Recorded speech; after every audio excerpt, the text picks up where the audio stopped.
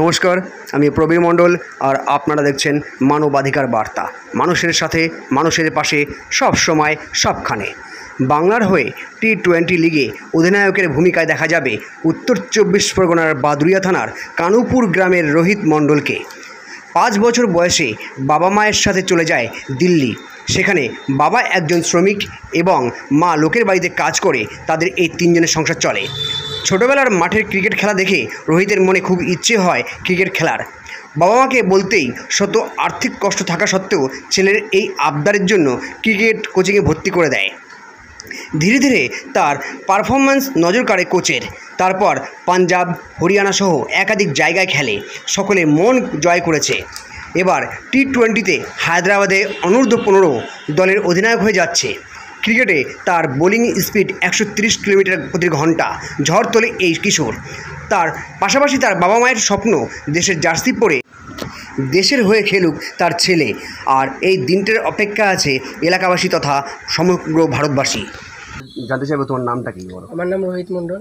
তুমি পড়াশোনা কতদূর করেছো? Current 10 class. পড়ছো, পড়াশোনা করছো। তুমি রিসেন্টলি ভারতবর্ষে হয়ে একটা টি-20তে খেলায় অংশগ্রহণ করতে চাইছো এবং সেখানে যতদূর শোনা যাচ্ছে তুমি অধিনায়কের ভূমিকা পালন করছো। তো কেমন লাগছে তোমার এটা? দায়িত্বটা পেয়ে খুব ভালো লাগছে। সবথেকে প্রথম তো রাহুল স্যারকে শুকরিয়া আদায় করছি যে আমার যে অপরচুনিটিটা ভেবে আমাকে ক্যাপ্টেনশিপটা দিয়েছে। এবার আমার সেই দায়িত্বটা আমার টিমমেটদের সাথে আমার যে অভিজ্ঞতাগুলো আছে, পুরোনো আমি দিল্লিতে ছোটোবেলার থেকে দিল্লিতে প্র্যাকটিস করতাম, ওখানে খেলে যে অভিজ্ঞতাগুলো বড় বড় প্লেয়ারদের দাদাদের কাছ থেকে শিখেছি, সেগুলো আমি চেষ্টা করবো আমার টিমমেটদের সাথে কিছু দিয়ে শেয়ার করে আমরা ওখানে ভালো ক্রিকেটটা খেলতে চাই। খেলাধুলার প্রতি তোমার আসক্তি কবে থেকে আসছে? এইটা আমি বাবা মার সাথে, আমার তখন বয়স 5 বছর, তখন দিল্লি চলে গেছিলাম। ওখান থেকে আমি স্কুলে গিয়ে ওখানে টেনিস বল ক্রিকেট খেলতাম স্কুলে। ওখান থেকে আমি আসক্ত হয়ে গিয়েছিলাম যে ক্রিকেটের প্রতি। তারপরে বাবাকে একসময় বললাম, তারপরে বাবা আমার ওখানে ভর্তি করেছিল ক্রিকেট শেখার জন্য। শেখানোর জন্য। তো তারপর থেকে তোমার ধীরে ধীরে এগিয়ে যাওয়ার পথটা কীভাবে হলো?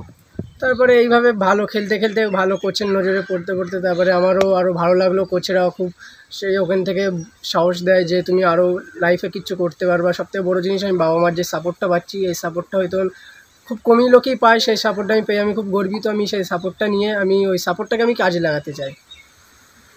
তো এই যে টি-20তে তুমি খেলছো বা তোমার হয়ে একটা টিম খেলবে তোমার নেতৃত্বে, এরপরে ভারতবর্ষের একটা জায়গায় তুমি হয়তো পৌঁছতে পারো, এই তোমার এই পারফরমেন্সের উপর সেটা অনেকটা নির্ভর করছে, তাই কি? হ্যাঁ, এটা অনেকটা নির্ভর করছে। এখান থেকে আমাদের আইপিএলের মতন একটা টুর্নামেন্ট অর্গানাইজ হবে 16টা রাজ্যের থেকে।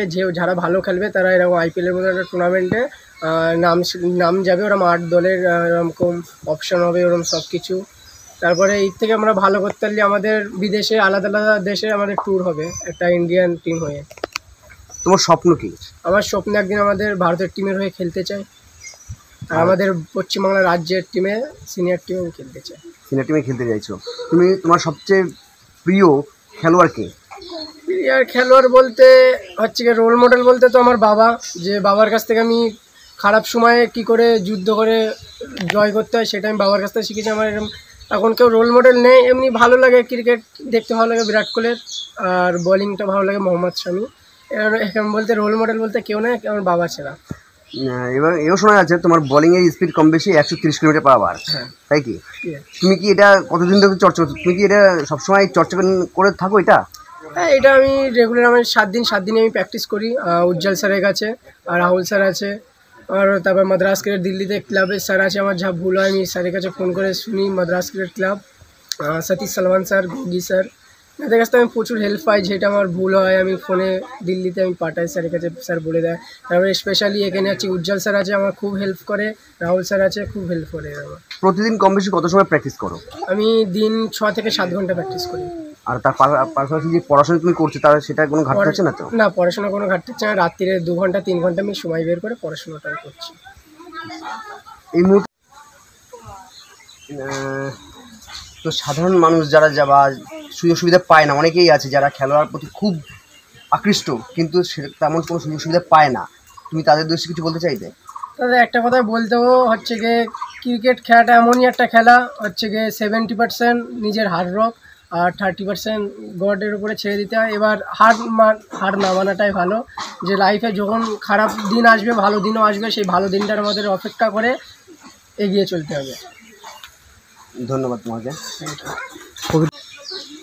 দেখো, তোমার যে স্বপ্ন আছে একদম ভারতবর্ষের একজন খেলোয়াড় হয় এবং ধরতে গেলে ভারতবর্ষের 1 নম্বর খেলোয়াড় হওয়া তোমার একটা স্বপ্ন। তো তোমার যে আর্থিক অবস্থা তোমাদের, তো সেইখানে মনে হয় তুমি সেই জায়গায় পৌঁছতে পারবে? সেখানে কোনো বাধা হয়ে দাঁড়াবে না? বাধ্য হয়ে বলতে, আমার বাবা জোগাড়ে কাজ করে, মা অন্যের বাড়িতে কাজ করে। বাবা মা দুজনে মিলে আমার খুব কষ্ট করে আমার পেছনে যা টাকা পয়সা কামায় সব ধরতে গেলে সব আমার পেছনে খরচা করে। তারপরে আজকে আমি যে জায়গাটায় দাঁড়িয়ে আছি, জুলফিকার দা, তারপরে নূর হোসেন দা, তারপর জুরা ভাই, নূর হোসেন বাবু, এনাদের খুব জন্যে আজকে আমি এই জায়গাটায় দাঁড়িয়ে আছি। তারপরে সবথেকে বড় কথা, আজকে আমাদের বুরহান মুকদ্দিন লিটন দা আমাকে খুব সাহায্য করছে। তারপরে আশিক বিল্লা দা আছে, সানাজ দা আছে, কালু দা আছে, নহরম দা আছে, আমার কানুপুরীর কুতুব ভাই আছে, হারুন নানা আছে। এরা আমার খুব সবাই তোমাকে আর্থিকভাবে বিশেষ করে সাহায্য করছে। এদের জন্য আজকে এই যে ভালোবাসাটা আমি পাচ্ছি, এই ভালোবাসাটা আমার আরও সাহসটা আরও অনেক এগিয়ে দিচ্ছে। একসময় আমি এই সাহসটা পেতাম না, আজকে আমি এই সাহসটা পাচ্ছি বলে আজকে আমি আরও ভালো ক্রিকেটটা সেই বুক বল নিয়ে মাঠে নামছি আর ভালোও করছি। তো তুমি এগিয়ে যাও, আমাদের মানবাধিকার বার্তার তরফ থেকে অনেক শুভেচ্ছা। তুমি ভারতের একজন অধিনায়ক হিসেবে তোমাকে দেখতে চাই ভবিষ্যতে। অনেক ভালো থেকো। Thank you so much. আসুন, আপনার তো ছেলে আজকে ধরতে গেলে দেশের হয়ে খেলতে যাচ্ছে, এই বিষয়ে কি বক্তব্য তোমার? আমার খুব ভালো লাগে। তো ছেলে যখন প্রথম আবদার করেছিল যে ক্রিকেট শিখতে চায়, তখন কি মনে হয়েছিল? তখন তো আমার তো অত ছিল না, তবু ওর দেখে আমি বলছিলাম ঠিক আছে তোদের দিয়ে দেবো ওখানে ভর্তি করে। তো ভর্তি করে দেওয়ার পরে থেকে সেই থেকে বহুত খরচা করতে হয়েছে। কি করেন আপনি এমনিতে? আমি জোগাড়ি কাজ করি। কোথায়? দিল্লি। দিল্লিতে জোগাড়ের কাজ করেন? কত বছর কাজ করছেন এখানে? ওখানে 8-10 বছর। 8-10 বছর কাজ করছেন।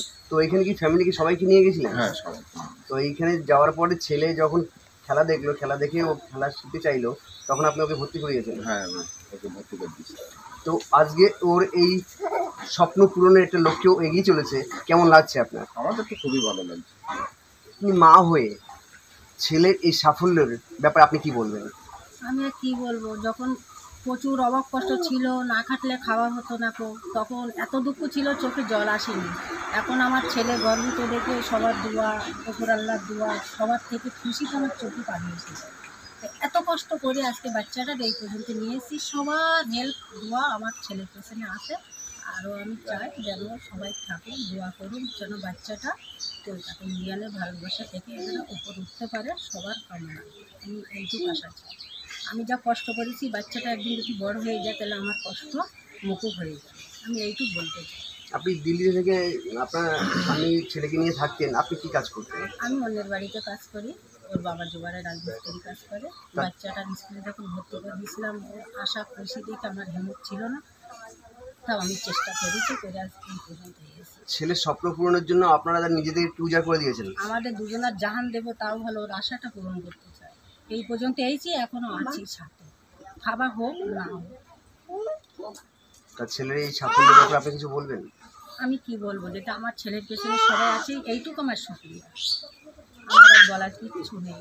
এখন যদি 4-5 জনের সবাই আছে, দেখছে, যদি সবাই থেকে বাচ্চাটা রোপে রেখে দিয়ে আমার আত্মা ভিজে যাবে, আর কিছু বলার নেই। ধন্যবাদ অনেক।